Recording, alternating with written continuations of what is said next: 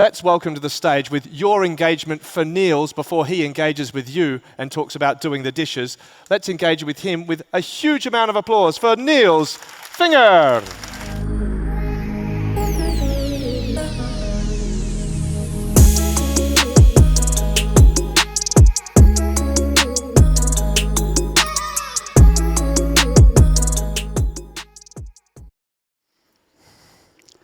We all love a good story.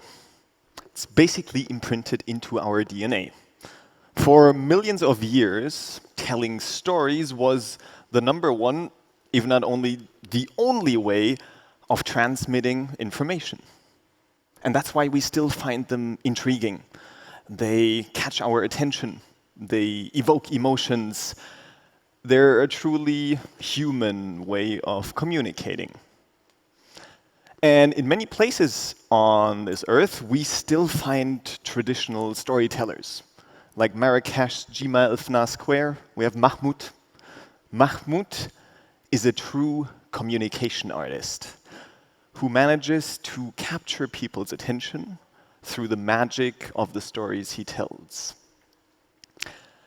In our European business world, the job title of a storyteller has slightly changed. We call them presenters now. The job is the same. They're there to transmit information. They just tend to do it in a much less fascinating way. Over the past decade, however, we've witnessed a rapid shift. Two major disruptions in the way we consume information and subsequently stories. We don't need to listen to humans in a real-life setting anymore. Thanks to mass media, we have access to any information we want at the click of a button. Whenever we want, wherever we want, whatever we want. We have true informational freedom. Or is that so? Now let's turn to now the video is starting, never mind. Is that so? And that's my question for you. You remember the cards? We're going to use them a lot during my presentation, so keep them in your hands. The first question now is, do you agree with me? Do we truly have informational freedom? Agree or disagree? It's a bit mixed, literally 50-50, I would say. Okay, I mean, there's no right or wrong. I would say, no, we don't have informational freedom. Because the type of information we consume nowadays is largely shaped by what algorithms provide us. And you can see that Facebook, Instagram, and co. are becoming the real communication artists. They're becoming experts at providing us with the stories that best capture human attention and retain human attention. It's basically their business model. So that was the first dramatic disruption. Stories are still created by storytellers in form of video makers, Instagrammers, speakers. But computers, through algorithms, spread those stories much better than we humans could. Today, we're at the brink of the second dramatic interruption. AI allows computers not only to catch our attention by providing us with stories, but actually by creating stories, by creating the best stories and better than some humans could. And that's a crucial moment, because for the first time in history, it's not up to us anymore to create the information that other humans consume. And because computers are becoming these real communication artists, so experts at creating and spreading those stories that catch our human attention, AI is starting, or is becoming in the future, the decisive force of deciding on which information we as humans consume.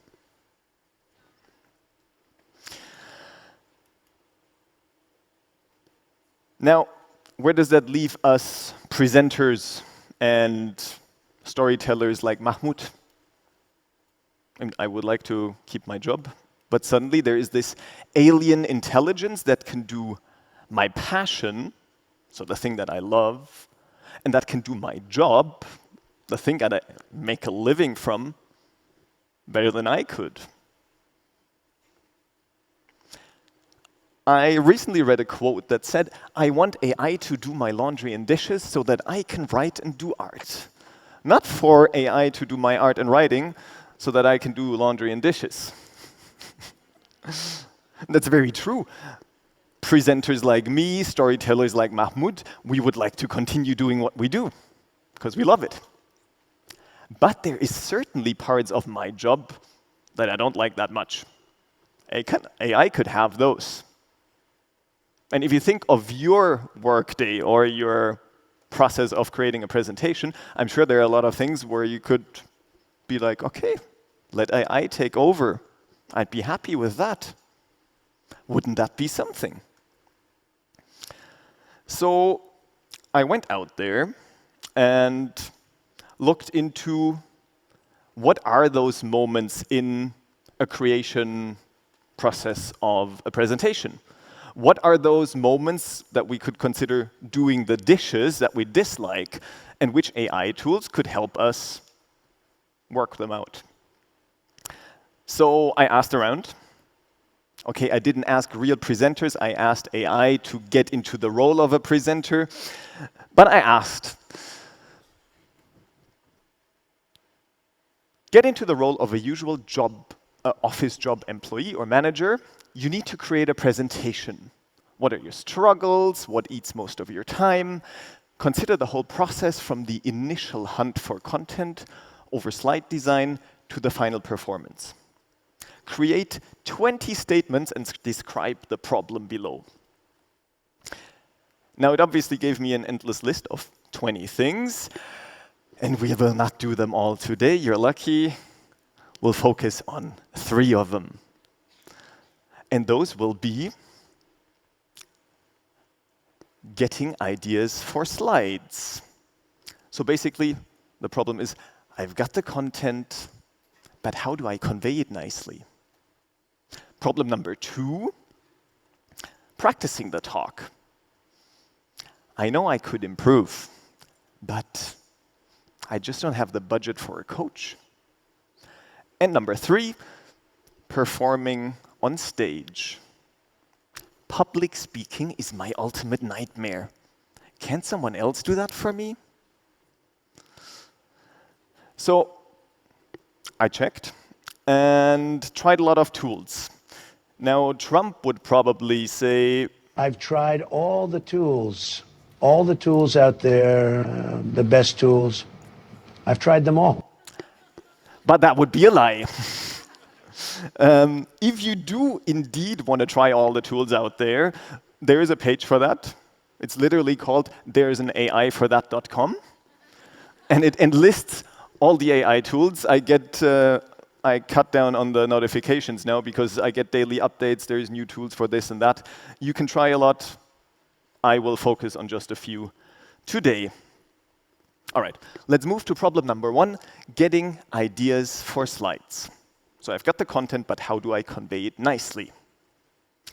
And surprisingly, this first problem doesn't lead us any further than the number 1 AI tool that everybody used. We already heard a lot about it today, especially thanks to Ray, was it? The second speaker. ChatGPT.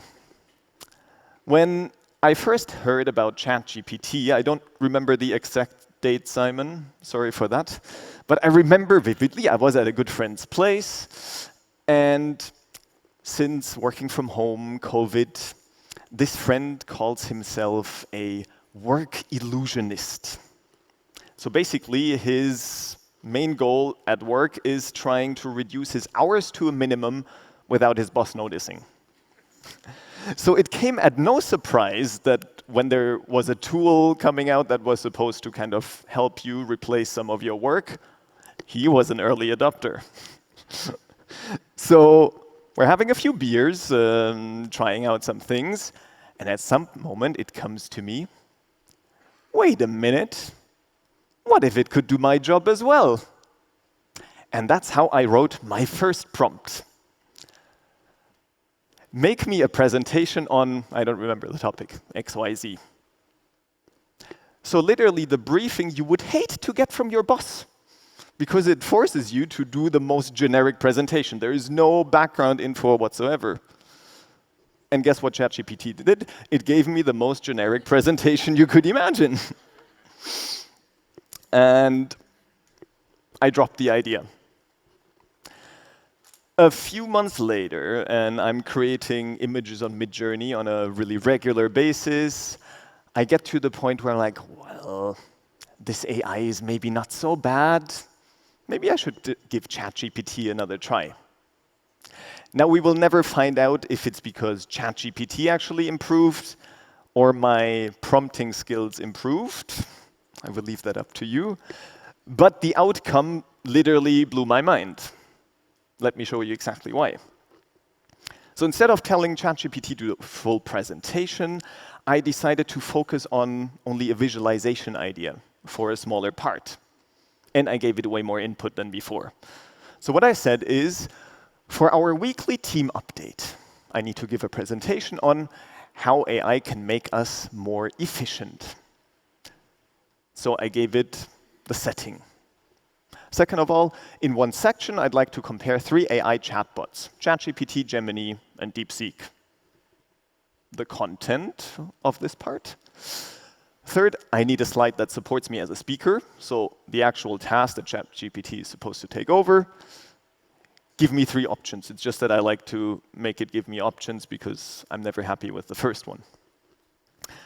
And what you'll see is obviously he gives very clear instructions on 3 different ideas.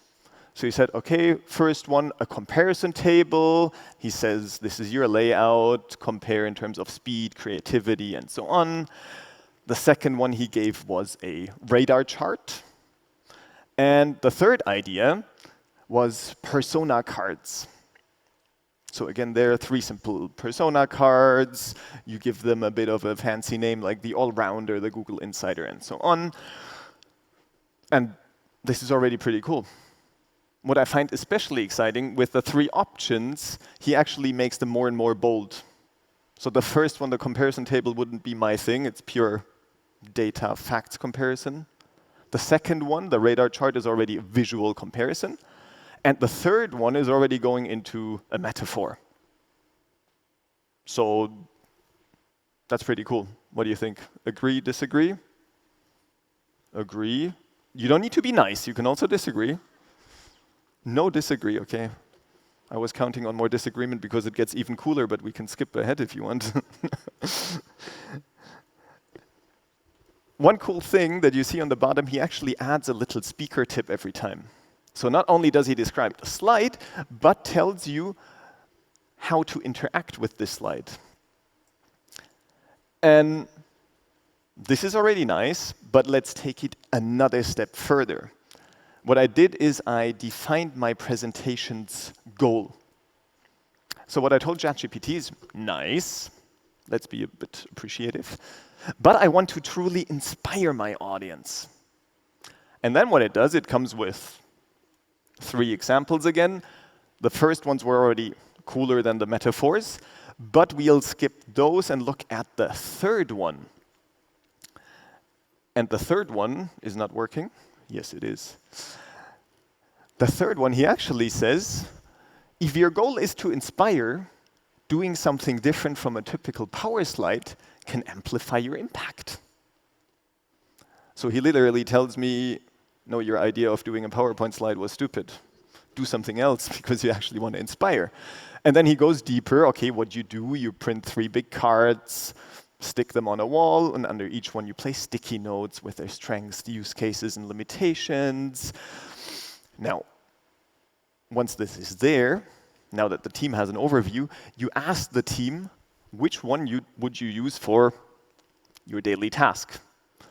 And then they can actually go and put stickers under them, The impact is they build their understanding, feel ownership, it's fun, physical, and invites curiosity.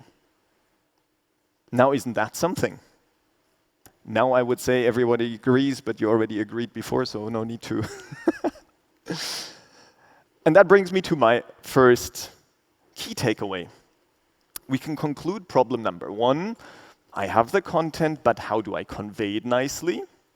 Well, you tell ChatGPT in detail what you want, and it gives you great visualization ideas. And if you define your goal on top of that, so do I want to inspire? Do I want to motivate? Do I simply want to inform? You never just want to inform. Or do I want to convince people? Then he might even take things a step further and give you other ways of staging your content using other things than PowerPoint. And thereby, you take your presentation to a whole nother level. Now, we talked a lot about visualization ideas, and I want to do a quick detour. Because when we talk about visualization, we already heard a lot of stock hatred today, and people find it very hard to visualize intangible things, like digitalization, big data, and now AI. Often what is done, you might have seen those, it's blue network lines, and for AI, then it's like your friendly neighborhood robot that helps you with things. But what if I told you that AI isn't even that untangible? AI can be visualized. There is real things, because what AI really is huge power plants, open mine pits, and human exploitation. Because what it does is it uses endless data and thereby energy and resources. So with all the nice things that we hear today that I'm even saying, I just want to raise a little awareness. Next time you write a quick prompt, just think about it. Do I really need to do that? Or is it maybe even better to use my own data computing center? Okay, this was a bummer. Let's get a bit more interactive again, a bit more exciting. Practicing the talk, our second problem. I want to improve, but I just don't have the budget for an expensive speaker coach. So I know that I do a lot of sheep sounds, like I do weird things with my hands. They seem to be too many, and there is no line that my presentation follows. So I've done a lot of research online, watched endless YouTube videos, read a lot of articles. But all they do is give me very generic input. But I want something that's tailored to my own speech, that gives me feedback to my presentation. There should be an AI tool that could do that, right? And yes, there is. There's multiple, but I would like to show you one today, and it's called Udly. In Udly, you can simply record or upload a video of you giving your presentation. I already uploaded client videos that were up on YouTube somewhere on there. It works as well. And then it gives you quite tangible feedback on exactly that presentation. In a ton of ways, there's three things that I found specifically interesting. The first one is, of course, it gives you all the stats, and Jay will probably tell you that Copilot does that as well. It tells you how was your pacing, did you look into the camera, did you use a lot of filler words or sheep sounds. A lot of AI speaker coaches do that. But the cool thing about Udly is that it even focuses on your content. So it doesn't only feedback you on how you say things, but on what you say. And it gives you even clear recommendations. You don't need to read this, but gives you clear recommendations on how you could maybe rephrase it and how you could improve it. The second thing that I find cool is that it gives you little tags. You can hit play, and then it goes into that part of your video, wherever it was, and then you can cross-check, okay, what did I do wrong? How could I improve exactly there? And the third thing is that it gives you follow-up questions. And that way you can continue practicing. Either you just answer the question, record a video, then he feedbacks you again, and so on. Or you can just take this question as an indicator for, well, if it's asking that, maybe it should have been in my presentation in the first place. All right, second card moment. You think it's cool? You agree? Or not so cool? You can also disagree. This is super green. I have one disagreement in the back. Yes, not so cool, right? We could get even cooler. And fortunately, it can do that. I recently had a call with Ishan. Ishan works for Udly, and he showed me a new feature which is called role plays. Not the role plays you're thinking about. It's a feature where you create kind of a fake scenario of a presentation, and what you do with it is you create the audience that is supposed to sit in there. So I tried to create a role play for myself to test it. I called it management board pitch. So literally, you pitch an idea to an imaginary management board, which I then created. And I work mostly in Germany, so the first guy in the management board that came to mind for me is Hermann Mayer. And then you can go into detail, who is he, what are his characteristics. So he's a German COO, always skeptical, obviously. New ideas are not a thing in Germany. He's got an engineering background, obviously doesn't understand humor, and he loves football. The second one I created, I'm not going to open them all in big, but is Maria Irena Lopez Gonzalez. So literally the opposite of Hermann. And the third one I created is me, because it's literally my only chance to ever make it into a management board, so I had to use the opportunity. So now I have the audience, and then you create the task for them. You can write quite a long text. You're attending a monthly update meeting, you're part of the management board, you get lots of ideas pitched, and they want to have your buy-in. You should focus on understanding the project's potential impact. Prefer concise summaries and excessive details. Keep in mind that the day has been busy, so demand compelling presentations that justify your time and attention. You can see you can type in 10,000 signs, so you can give them quite a detailed prompt on what they should do. And then the next thing is, well, you pitch. So you record a video of yourself pitching to Hermann, Maria, and Nils, and then they give you feedback.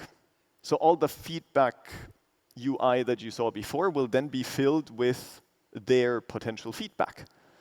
And also their answers or their questions will come from them. So I have the answer, or the question, sorry, from Hermann. And I did not adjust this. He gave me that like this. Yeah, interesting point about the German market. But like in football, good defense is as important as the offense. What is the expected cost of implementing and maintaining this system?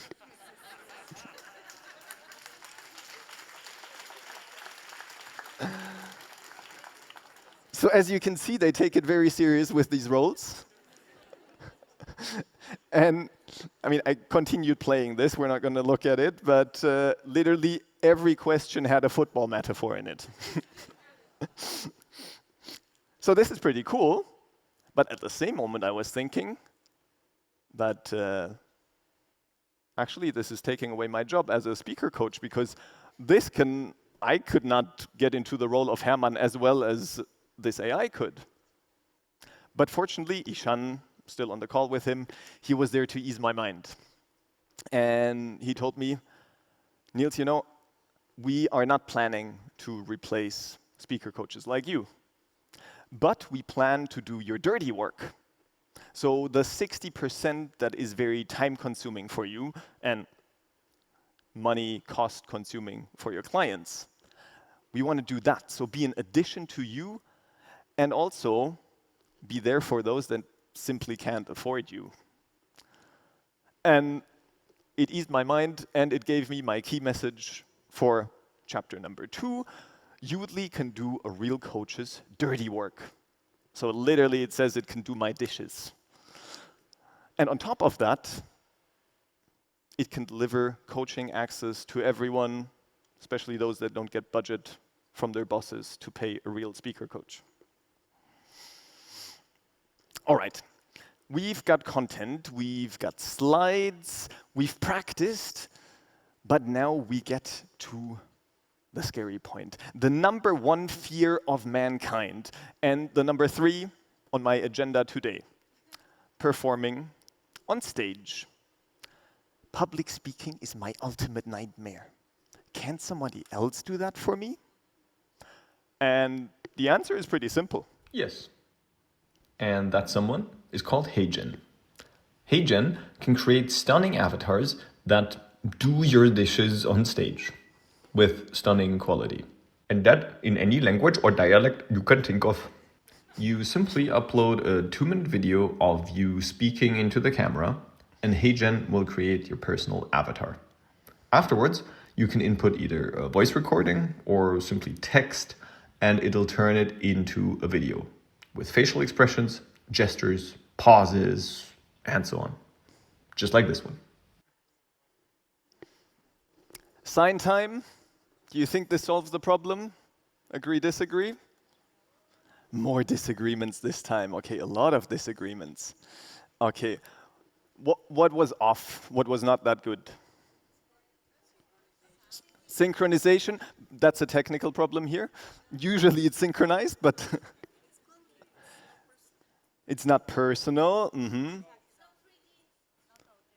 Not authentic. Yeah, authenticity. Where does that come from? Doesn't feel emotional. I heard something else. Not 3D.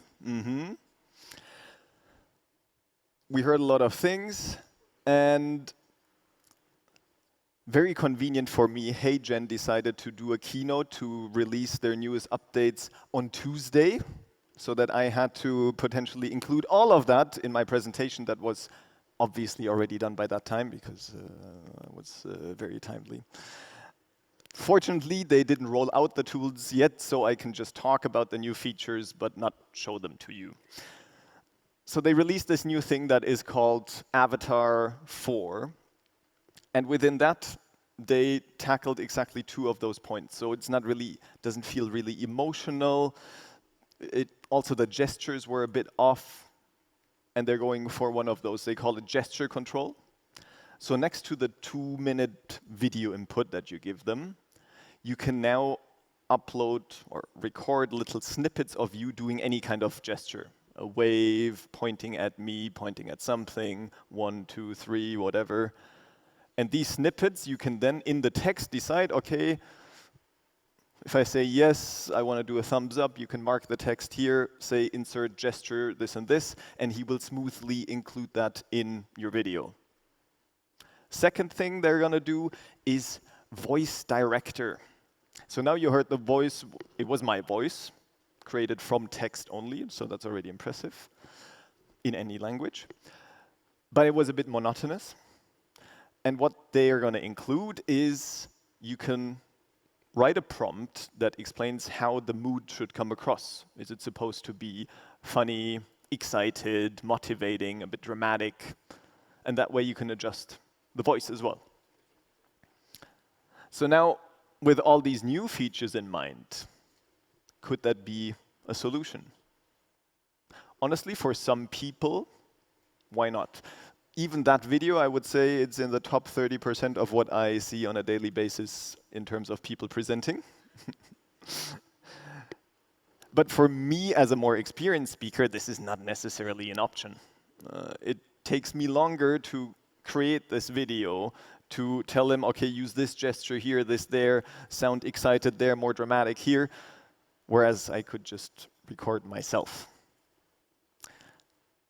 There's another thing that makes it not fully future-proof yet. I want to add yet because you never know about the updates that come out in the near future. And that's a crucial thing. Something that doesn't matter if you're an experienced speaker or not. Basically, the number one USP of a presentation. And that's the interaction with your audience.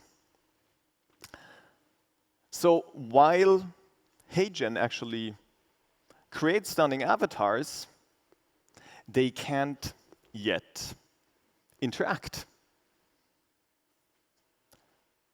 And that's a crucial moment. Sorry, the speaker notes. So to answer the question, can it actually replace me? Can someone else do that for me?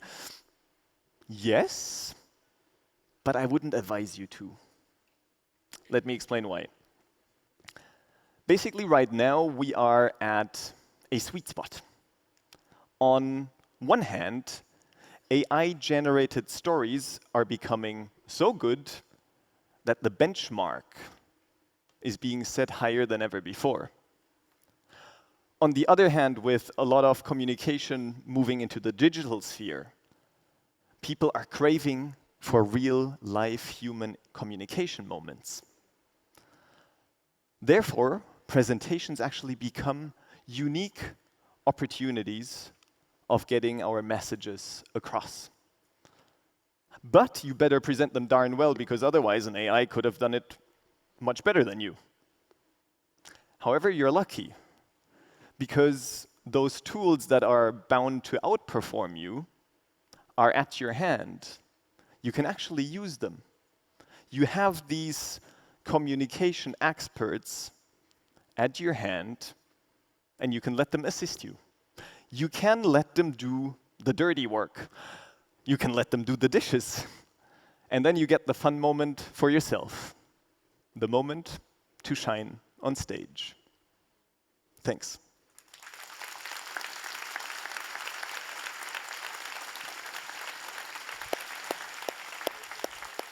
Thank you, Nils. Awesome. Thank you very much. I'm not going to run away, so if you want to drop me a prompt, do I still have time?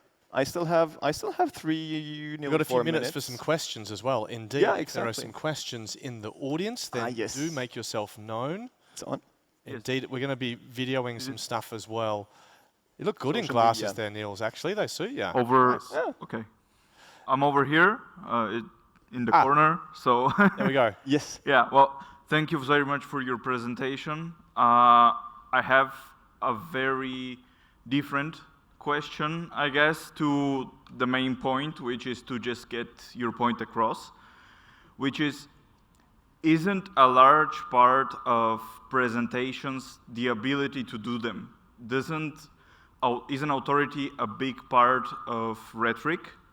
And so isn't AI, in the case of HeyGen, for example, never gonna reach the level of skill expression that people expect for the speech to be impactful? Are you talking about the content now, like in terms of rhetoric, or? I am more talking about people's perception of AI-generated content. So wouldn't a human speaker always be inherently more interesting or more valuable? If they're good, for sure, yes. But what I also noted with HeyGen, I already uploaded videos from other speakers in there, which are not that experienced, not that good. And then the avatar it creates is also not that good. So depending on what you put in, you get better things out.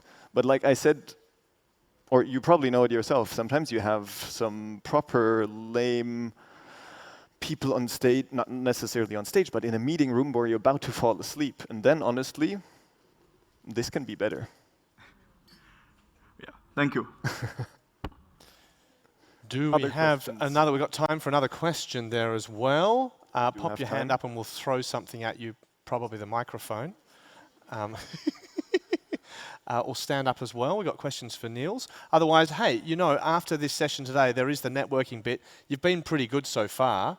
There will be the cocktails, and you'll be able to pump Nils full of questions as well while you're digesting and thinking of questions for him as well.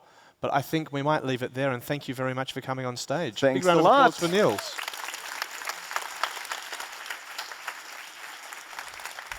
Thanks, man. Awesome.